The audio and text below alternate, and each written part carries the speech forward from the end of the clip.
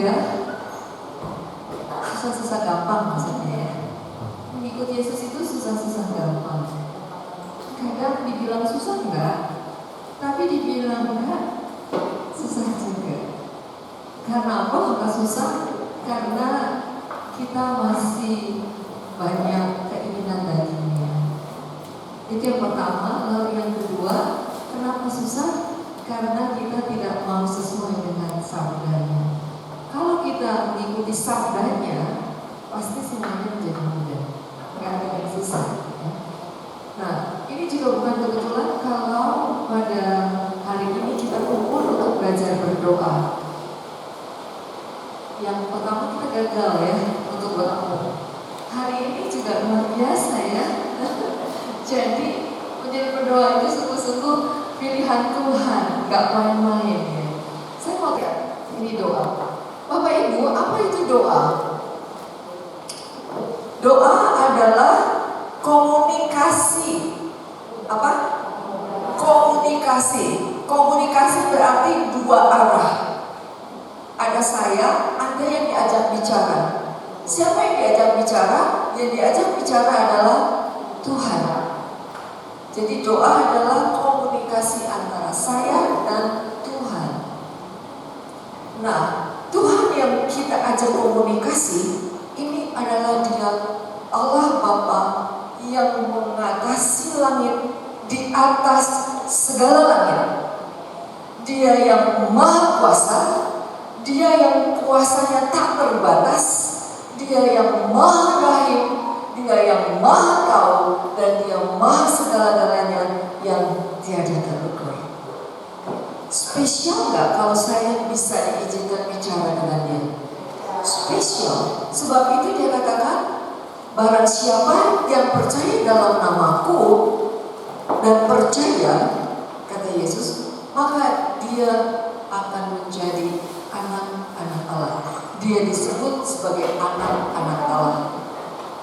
Dan segala kuasa diberikan kepadanya. Senang gak? Senang gak? Senang. Karena segala kuasa Dia beri kepada kita. Karena kita menjadi putra-putrinya. Putra-putri siapa? Putra-putri dari Allah Bapa, Tuhan yang kita sembah, yang mengatasi langit di atas segala langit, yang maha kuasa, maha besar, maha rahim, maha segala-galanya. Sehingga kita tahu kita berbicara kepada siapa. Sampai sini paham ya? Oke, mari kita lihat arti doa. Doa adalah membangun relasi pribadi.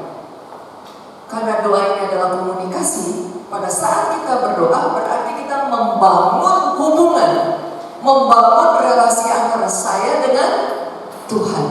Penting? Penting. Kalau tidak berdoa berarti saya tidak membangun relasi. Saya tidak punya relasi dengan Tuhan. Ketika saya berdoa, maka saya membangun. Kalau orang mau berteman, harus punya relasi. Relasinya baik atau tidak? Kalau baik, berarti lama-kelamaan menjadi sahabat. Sahabat yang dimana dalam suka dan duka Dia hadir, ya. Dan relasi ini berbeda-beda, betul?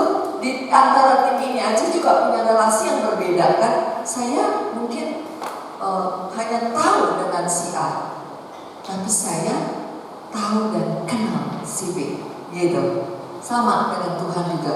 Sebab itu setiap dari kita, Allah Bapa mau kita punya relasi yang sama dengan Dia. Dia mau kita mengerti Dia, mengenal Dia secara pribadi, sehingga apa yang Dia punya adalah milik kita. Hanya kita sendiri yang seringkali membuat relasi antara Bapa dengan kita menjadi berbeda karena dalam hal membangun relasinya berbeda. Kalau yang sering datang, sering bertanya, sering berkunjung, segala apapun disampaikan, otomatis ada kepercayaan yang terbangun, maka relasi itu semakin dekat, semakin baik.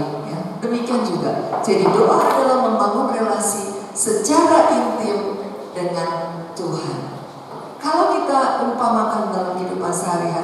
doa itu adalah oksigen. Kalau kita manusia yang hidup perlu oksigen, perlu. Kalau yang mati nggak perlu oksigen. Berarti kalau saudara dan saya, bapak ibu dan saya makhluk hidup, kita perlu oksigen. Berarti kita sebagai orang percaya kita perlu berdoa. Kalau kita tidak berdoa, berarti kita ngap-ngapan karena kita kekurangan oksigen. Coba 1 menit begini, tekan hidungnya, nggak bernafas. Enak nggak? Capek kan? Tapi kalau kita bebas begini, dikasih gratis seperti ini, kita enak. Jadi pentingnya doa seperti itu. Seperti kita menghirup oksigen, sepenting itu doa untuk orang percaya. Tetapi persoalannya kenapa menjadi orang Kristen, menjadi orang percaya begitu sulit untuk berdoa? Ada bermacam-macam alasan. Saya ngantuk, saya capek, Bapak maha tahu ini macet, sudah capek di kantor, mau doa lagi, haleluya ya. Udah rasanya angkat tangan aja mau buat angkat salib, udah gak kuat nih. 1, 2, tidur. Besok aja, karena dia maha tahu. Oma-oma bilang apa, saya mau antar cucu, mau dan sebagainya. Bahwa saya mau masak untuk emak-emak, ibu-ibu, belum masak, belum nyiapin anak-anak sarapan, untuk suami, untuk keluarga dan sebagainya. Pertanyaan, kita diberi waktu katakan 12 jam. Berapa menit dari 12 kali 60 menit, berapa menit kita sediakan waktu untuk Tuhan? Next. Karena begitu pentingnya doa, karena apa? Yang pertama, di dalam doa ada kuasa. Karena kita menjalin relasi dengan yang maha kuasa tadi, yang tak terbatas itu, maka apa yang dia punya, dia akan berikan kepada kita. Sehingga ada kuasa yang luar biasa di dalam doa. Kuasa apa? Menyembuhkan. Yang sakit disembuhkan, yang lumpuh berjalan, yang buta melihat, yang bisu dapat berbicara, ya. Itu yang dilakukan Yesus luar biasa. Kenapa kita kok enggak ya? Sampai ke kita ini yang tuli kita doakan kagak bisa mendengar, coba. Akan tetap bisu. Hanya ada beberapa orang tertentu yang lakukan itu. Itu bercerita lagi nanti tentang karunia. Lalu di dalam doa ada apa? Selain dia menyembuhkan, ini ayatnya ya. Ada di Markus 5 ayat 21 sampai 25 dan Kisah 3 ayat 1 sampai 10. Itu contoh dalam kitab suci. Lalu ada perlindungan dalam bahaya. Dan kita lihat di Mazmur 91 dan Mazmur 23. Mazmur 91 sudah hafal karena waktu kita Covid semua tiap hari kita berdoa tentang itu, ya. Mazmur ini kok perlindungan dalam bahaya, baik didoakan dalam keadaan kita bahaya dan juga pada saat menghadapi orang sekarang mau juga baik. Mazmur ini dibacakan kedua-duanya dan Mazmur 23 yaitu Tuhan adalah tembalanku. Dua Mazmur ini biasa bisa dideraskan sebagai doa kita untuk orang yang sedang menghadapi ajang. Lalu kemudian yang penting dalam doa adalah apa? Tuhan mengutus Roh Kudusnya. Kita setiap saat sebelum doa ini penting. Kita minta supaya Roh Kudus penuhiku baru berdoa. Apalagi kalau mau doa hening, ya. Kita minta supaya Roh Kudus memenuhiku dan memimpin aku. Lalu kemudian disampaikan juga bahwa hidup abadi dalam kerajaannya. Itu dalam Roma 9 ayat 8. Dan doa juga untuk mengetahui rahasia. Di dalam doa banyak rahasia yang diungkapkan oleh Tuhan. Artinya diungkapkan rahasia di sini hal-hal yang penting yang Tuhan mau sampaikan kepada umatnya. Tuhan tidak jarang sampaikan kepada orang-orang tertentu yang berdoa syafaat. untuk dibukakan rahasia apa yang akan terjadi supaya dia bisa mendoakannya. Dan ini terjadi salah satu di antara teman saya, dia itu seringkali diberikan satu hal yang tidak terduga yang akan terjadi. Lalu kemudian biasanya Tuhan kasih tahu dia, lalu kemudian Tuhan minta untuk dia puasa. Tapi apa yang terjadi, Bapak Ibu? Dia sangat takut dengan apa yang mau dibukakan itu. Jadi berbahagia kita yang gak dibukakan. Dia takut luar biasa dan dia mulai bernegosiasi sama Tuhan. Tuhan, aku gak kuat kalau suruh puasa, karena puasa ada 1 bulan disuruh puasa. Dia bilang, aku gak bisa Tuhan puasa sampai segitu lama. Akhirnya manusia biasa ya suka bernegosiasi sama Tuhan. Dia gak melakukan. Begitu dia gak lakukan, terjadi bencana yang luar biasa dan dia menangis dan dia merasa bersalah dan dia berdosa sekali karena Tuhan sudah bukakan, dia nggak lakukan. Ada beberapa waktu dibukakan lagi sama Tuhan, lalu dia bilang, Tuhan minta saya puasa. Akhirnya dia tidak bisa sekian lama, dia hanya puasa 1 minggu. Tapi dalam 1 minggu itu Tuhan mulai perlihatkan satu persatu yang akan terjadi. Terus dia berdoa dan dia bersyafaat dan Tuhan luputkan. Jadi bencana itu tidak terjadi terlalu besar, hanya sedikit. Dan itu waktu kejadian peristiwa Ambon dulu dia juga dibukakan. Lalu peristiwa Jakarta. Pernah satu kali kami sedang berdoa syafaat, Tuhan perlihatkan kota Jakarta yang begitu kelam dan begitu gelap. Lalu rasanya seperti menara-menara itu berguguran. Lalu apa yang akan terjadi dengan Jakarta? Kita semua tidak mengerti. Lalu berdoa lagi, Tuhan, apa sebenarnya yang akan terjadi dengan kota ini? Begitu menakutkan. Akhirnya yang terjadi adalah COVID kemarin.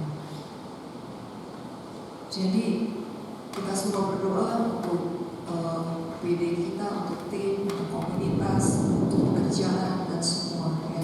Dan banyak hal yang Tuhan bukakan di dalam doa seperti ini.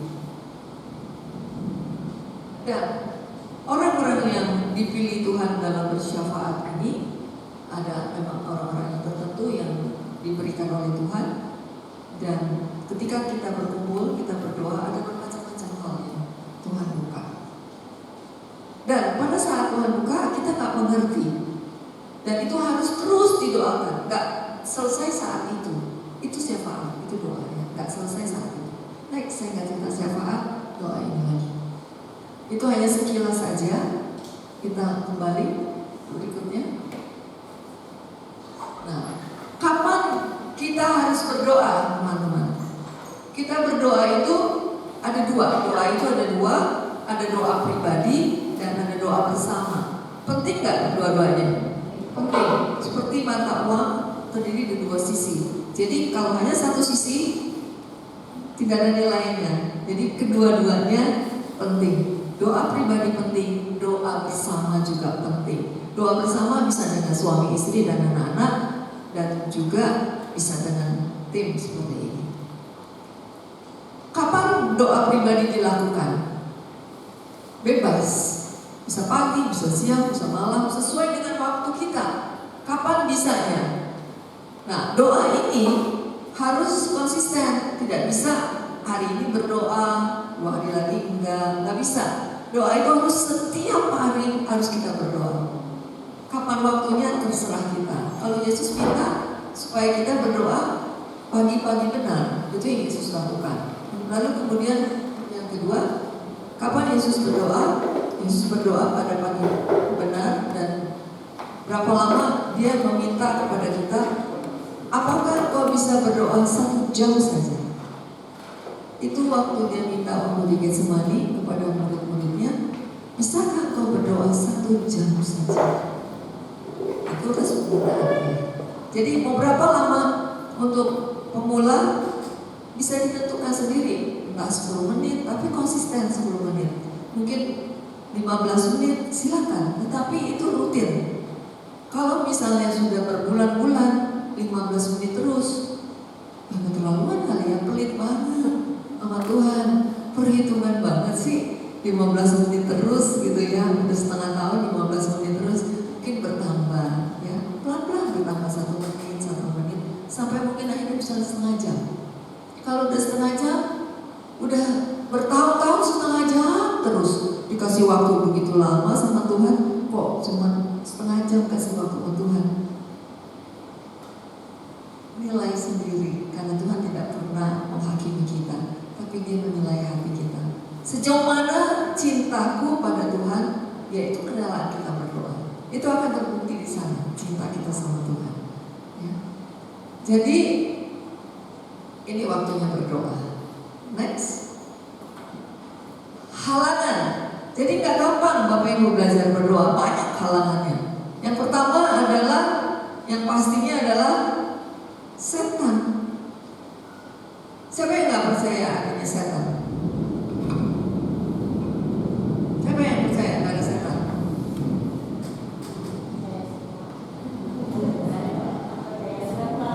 Percaya semua?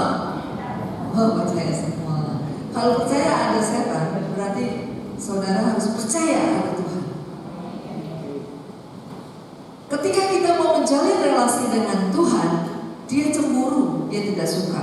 Karena Dia tahu persis apa yang akan terjadi kalau anak Tuhan mempunyai relasi yang intim dengan Bapaknya. Jadi Dia takut. Orang yang paling Dia takut adalah pendoa. Sebab itu Dia berusaha sedapat mungkin untuk menghalangi orang datang kepada Tuhan. Hari ini mau belajar aja hujannya deras. Kemarin mau belajar pakai demo. Nah apa lagi? Nggak tahu. Makin lama makin sedikit. Saya nggak heran kalau doain datang 30, lama-lama akhirnya 20, 10, akhirnya 5. Nggak heran, udah biasa kalau doa begitu. Ya. Jadi lewat waktu pasti disaring sama Tuhan. Karena setan tidak suka kita berdoa kepada Tuhan, maka banyak halangannya. Bisa lupa, berdoa bisa lupa. Jadi iblis itu nggak pernah bilang dengan buka yang senang, tapi dia bikin kita lupa, bikin kita bernegosiasi. Yang ini lebih penting. Nggak apa-apa Tuhan, weekend kan ya, nonton dulu gitu. Ya. Macam-macam alasannya.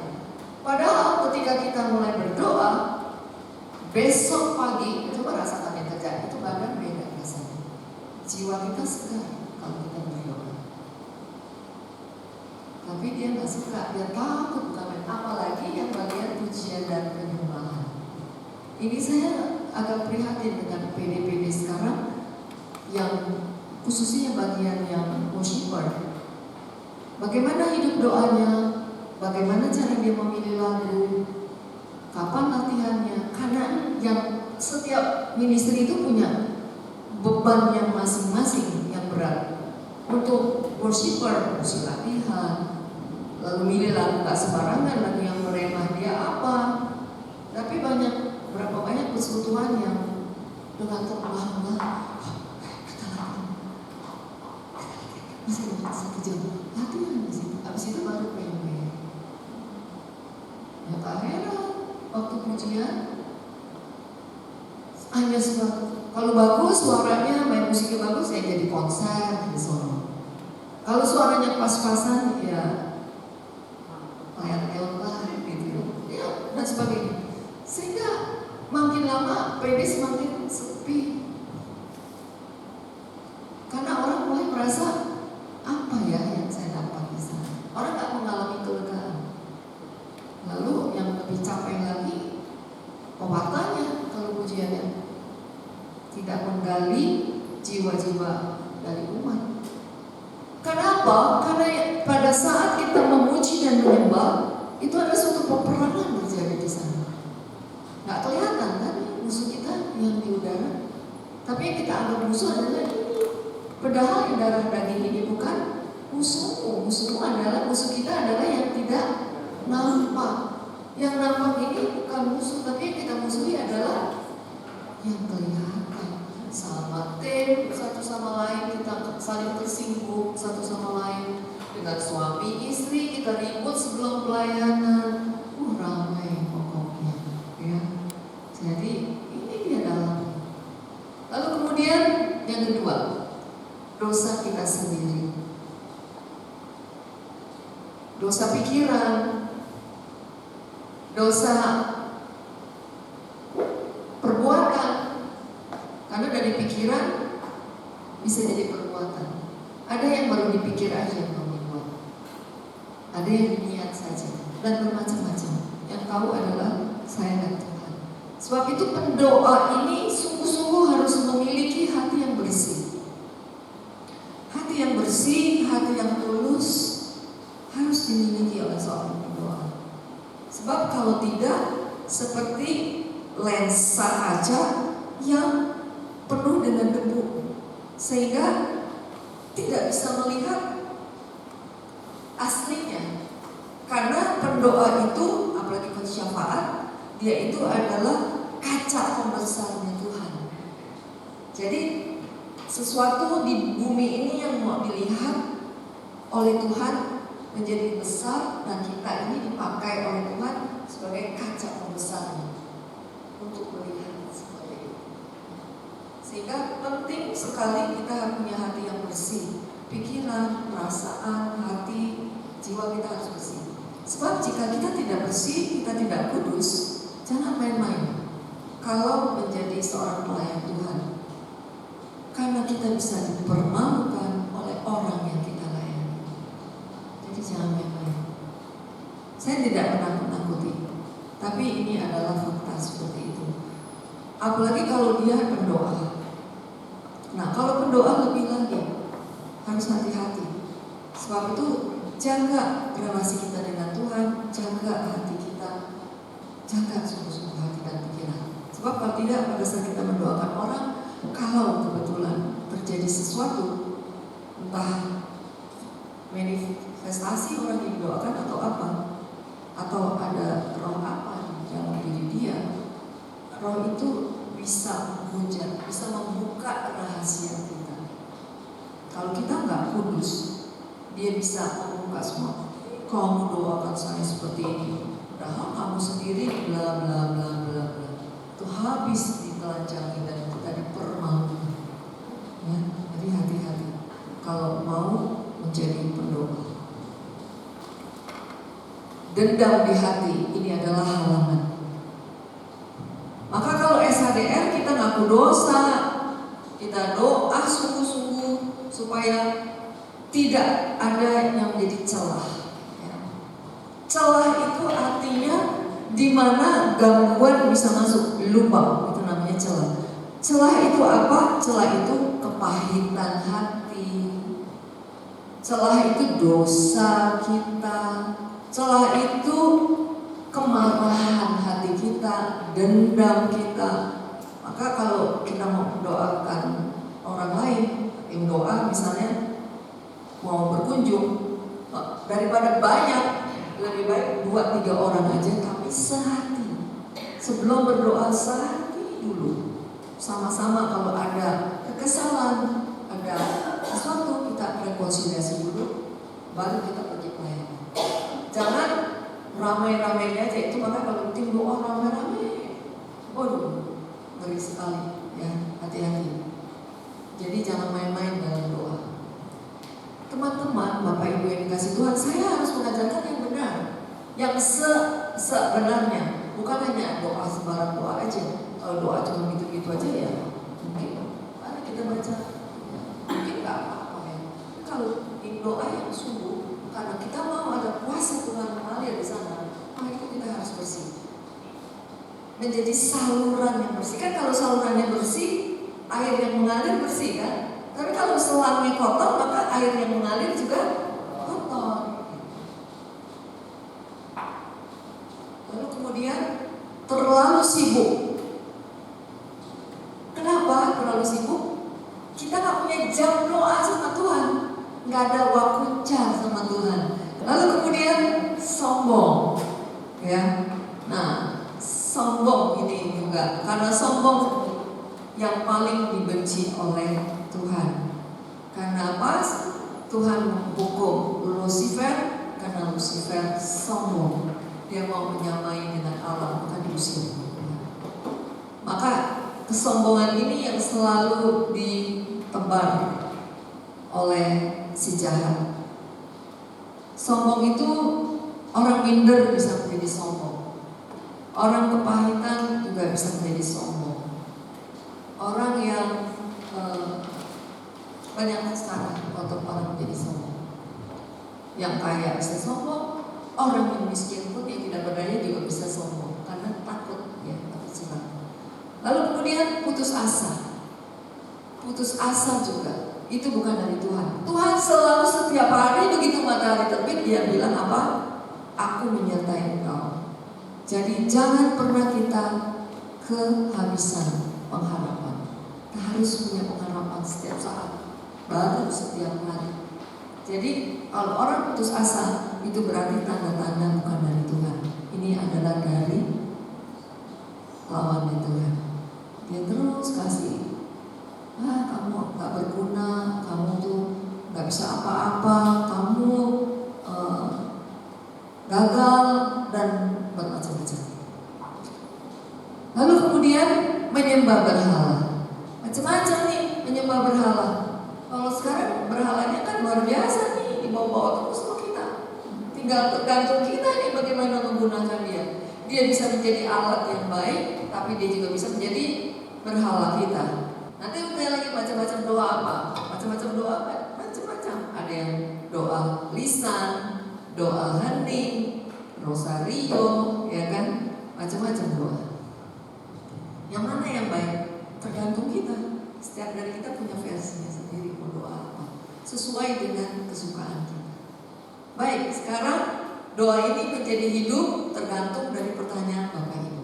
Kalau kita berdoa terus kita baca Alkitab, apakah itu kita sama dengan berdoa?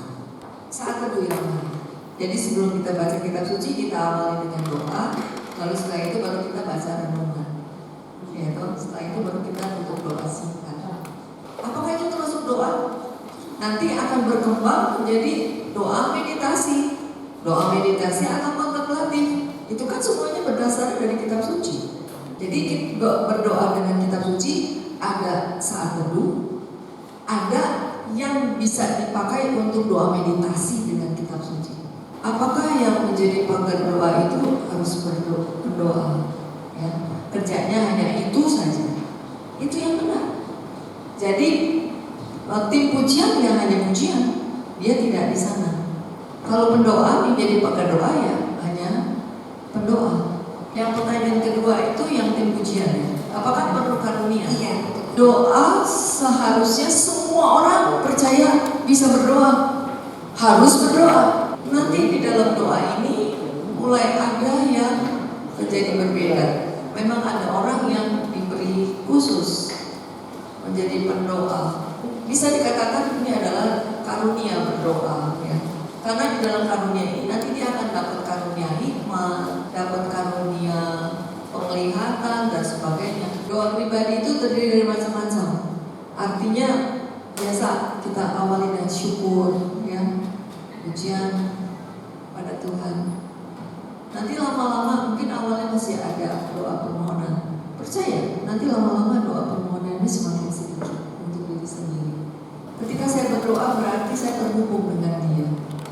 Makanya kalau kita udah membangun doa setiap hari, otomatis kita enak. Tapi kalau kita nggak pernah berdoa pribadi di rumah, tiba-tiba suruh doain orang juga bingung, sendiri aja nggak pernah berdoa. Tapi kalau biasa berdoa di rumah, udah terbiasa kan. Jadi begitu kita mau dimintai doa, kita tahu bahwa saya berdoa untuk dia, itu saya minta kepada Bapa saya. Percaya, bangun kepercayaan dulu, jangan ragu, jangan bimbang bahwa saya anak Tuhan dan Tuhan tahu kebutuhannya dia. Gitu kan. Dia juga anaknya Tuhan. Jadi bangun rasa percaya dulu. Lalu kemudian itu yang pertama. Yang kedua, kalau kita tak bingung, nggak tahu, tanya dulu mau didoain apa. Kamu mau doain apa? Setelah kita tahu wujudnya, lalu kita minta kepada Tuhan supaya Tuhan mendengar permohonan ini dan kabulkan. Jika permohonan ini berkenan sama Tuhan, Tuhan kabulkan. Gitu. Jadi nggak ada yang perlu dibingungkan mau didoain apa, tanya aja ke dia mau didoain apa. Habis itu pertama kita syukur, Tuhan terima kasih, puji dan memuji dia dulu. Apa yang kita rasa? Kalau kita punya hubungan pribadi sama Tuhan, berarti kita berasa bahwa saya adalah anaknya. Saya anggap dia apa? Ini tadi kita rasa, kita bangun setiap hari. Bapak Engkau maha baik, karena saya rasa kebaikannya, ya kan? Bapak Engkau maha kuasa, karena saya merasakan pernah menerima dan mengalami kuasanya. Kan begitu? Karena pengakuan ini adalah sesuai dengan apa yang dialami biasanya. Nah, kalau orang yang tidak membangun doa pribadi, yang dia tahu adalah lewat teori. Bapak yang alam, misalnya Bapak yang di surga, itu benar gitu ya. Bapak yang di surga, saya datang atau apa, ada dia ngomongnya tinggi banget gitu ya, sih mengerti kalimatnya bagus-bagus gitu. Karena apa? Dia mungkin pernah baca, ya kan? Atau apa? Karena kalau dari dalam hati, biasanya ini ungkapan hati kita, relasi kita dengan dia yang kita sampaikan dulu, nanti baru karena ini saya berani meminta untuk saudara saya ini. Bapak kau melihat kebutuhannya dia, kan gitu. Nah, bagaimana kita harus mendoakan orang? Apakah kita boleh menyentuh pundaknya, ataukah kita boleh memegang kepalanya? Karena kan pada saat kita tumpang tangan, katanya itu cuma boleh pastor aja yang menumpangkan tangan gitu kan. Jadi apakah itu memang ada batasan, atau sebenarnya kita bebas aja ketika kita mau mendoakan? Misalnya saya mendoakan Cilusi, memang saya sudah akrab, biasanya bisa merangkul kan, mari kita berdoa gitu kan. Tapi ketika kita berdoa pada saat kita mendoakan orang yang kita nggak kenal, gitu, apakah ada batasan-batasannya? Tentu sebagai orang timur ada batasannya. Jadi apalagi kalau kita sebagai pendoa yang didoakan lebih tua dari kita, jangan kepala. Jangan kita menumpang sembarangan memegang kepala orang, karena ini mahkota ya. Jadi mungkin kita juga mungkin hanya bahu juga nggak perlu dipegang, karena Tuhan itu kuasanya nggak harus karena sentuhan gitu ya. Karena kita cuma begini aja nggak usah sentuh juga nggak apa-apa. Atau takut merasa orang yang doain, supaya orang itu merasa dikasihi, merasa dicintai. Apalagi kalau pencurahan, jangan kepala orang ditumpangi tangan, lalu kemudian lalu kening orang ditumpangi tangan, tekan begitu sampai orang jatuh gitu. Dan itu merasa orang terganggu. Percayalah, tak usah disentuh kalau memang Tuhan kuasa Tuhan yang terbatas. Gak usah teriak-teriak, gak usah kencang-kencang, gak usah ditumpangi tangan. Dengan kekuatan Tuhan kita berdoa begini pun orang mau resting ya resting aja. Sebagai tim atau sebagai pendoa harus gimana? Apakah kita terus bisikin, maksudnya doanya seperti apa? Atau kan kita biarkan? Ya, kalau orang menangis saat didoakan, kita gak usah panik, kita juga gak usah bingung, biarkan aja, biasa aja. Maka itu kalau seorang berdoa jangan merem. Orang doa kan merem ya. Apa yang terjadi gak tahu. Semua berdoa jangan merem ya. Jadi kita tahu waktu berdoa, kita lihat orang ini gimana. Kita doakan supaya belas kasih Allah turun atasnya. Dia nangis, biarin aja.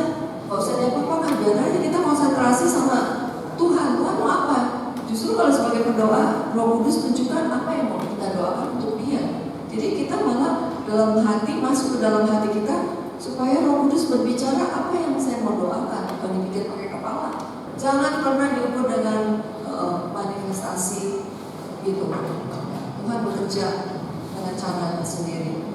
Jadi lihat, masuk ke dalam hatimu apa yang mau didoakan orang ini. Kalau udah ditanya, udah selesai berdoanya, terus kalau masih ada dorongan lain yang mau yang Tuhan kasih, doakan, bebaskan. Maka kita perlu punya relasi sama Tuhan supaya Roh Kudus bekerja bebas dalam kita. Apa yang kita mau doakan dia, biarkan. Kalau masih mendoakan, doakan terus, nggak usah pusing, doakan. Kalau dia nangis di jalan, biarkan nanti dia berhenti. Kita lihat aja, awasi aja gitu. Sebentar kita lihat, oh udah, kalau dia biarkan, karena itu pemulihan.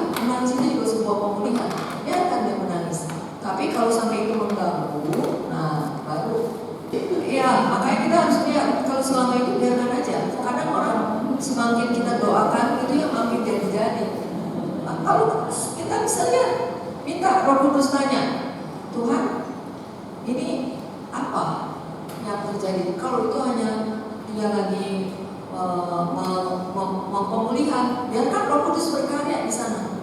Biarkan aja. Paling kalau sudah ini kita cuma tenangkan, kita lihat, kita doakan supaya Roh Kudus benar-benar memberikan satu pemulihan, mengangkat dia punya bebannya. Dia bisa nanti tenang. Jadi jangan kita kenceng terus doakan. Jadi dia makin jadi emosi. Pokoknya jangan memancing emosi orang. Karena Tuhan itu kerjanya lembutnya. Nggak pernah Tuhan itu kerja acak-acakan gitu. Rohnya sangat tertib. Kalau dia menangis, gitu ya. Kalau itu Roh Kudus tertib, biarkan aja. Nanti dia merendah gitu. Ditahan saja dia merendah gitu. Jadi kecuali, nah ini lagi, maka pendoa itu harus punya kepekaan. Kan perlu mau nggak mau ada karunia, mau nggak mau. Biasanya Tuhan lengkapi gitu. Dia kasih, Tuhan kasih. Kalau orang berdoa pasti dikasih. Dia ada hikmat tersendiri, dia tahu apa yang harus dibuat, tidak. Kalau memang ada sesuatu, ya itu mungkin perlu pelepasan. Nah itu pendoa itu harus bersih, harus kudus. Sebab jika tidak itu bahaya. Karena suka tidak suka pada saat dibuka itu alam roh terbuka. Kalau dia tidak bisa handle, ya apalagi kalau misalnya ada orang yang satu entah kesurupan atau apa, itu yang sering terjadi, bisa terjadi masalah. Pada saat dia mendoakan orang, apa yang didoakan, apa yang diresahkan sama orang ini, kok dia bisa tahu ya, terus dia ikut sedih gitu. Terus ketika dia mendoakan yang lain, dia sebenarnya tahu jadi tanda dia itu masalahnya, jadi dia jadi ketakutan berdoa itu. Bereskan. Jadi dia satu punya jam doa yang baik, itu yang penting. Satu punya jam doa yang baik dengan Tuhan. Kedua, kalau dia punya luka hati, dia harus pulihkan lukanya. Jadi yang dia rasakan itu sebenarnya kenapa itu? Kalau orang ini sudah selesai, artinya luka, tidak ada luka hati. Dalam arti di sini tidak ada luka bukan berarti bersih 100%. Maksudnya cuma bukan orang yang bermasalah. Ya. Bisa ini disebut satu karunia. Karunia untuk merasakan karunia belas kasih. Jadi dia merasakan penderitaan orang lain, tergerak hatinya oleh belas kasih Allah, sehingga dia merasakan jeritan hati orang lain. Satu karunia belas kasih. Berarti dia nggak perlu takut ya? Nggak perlu takut. Selama dia punya relasi sama Tuhan baik, artinya doanya harus kuat dan selesaikan. Dia lihat, cek apakah luka hati saya belum pulih, ya. Kalau belum, retret. Takutnya dia punya emosi yang transfer ke dia. Bisa seperti itu. Jadi sebenarnya masalah dia, tapi pada saat dia mendoakan orang, ini yang mengalir ke sana. Betul-betul harus dipersiapkan dengan baik sebelum bisa deh. Jadi dia harus doanya baik, ada puasanya, lalu kemudian sebelum itu juga anggotanya didoakan, ketua selnya juga dipersiapkan.